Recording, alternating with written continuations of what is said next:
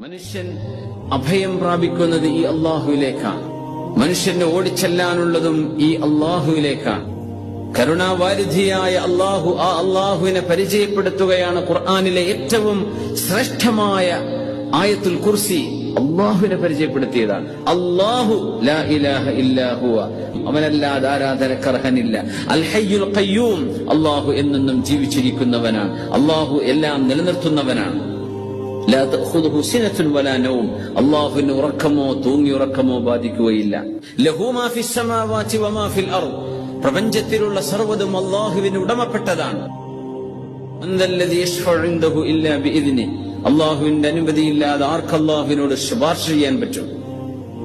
യഅലമു മാ ബൈന ഐദീഹിം വമാ ഖൽഫഹും, അവരുടെ മുമ്പിൽ കഴിഞ്ഞതും പിന്നിൽ വരാനിരിക്കുന്നതും എല്ലാം അവനറിയാം. വസിഅ കുർസിയ്യുഹു സ്സമാവാതി വൽ അർദ്, അല്ലാഹുവിന്റെ അധികാരം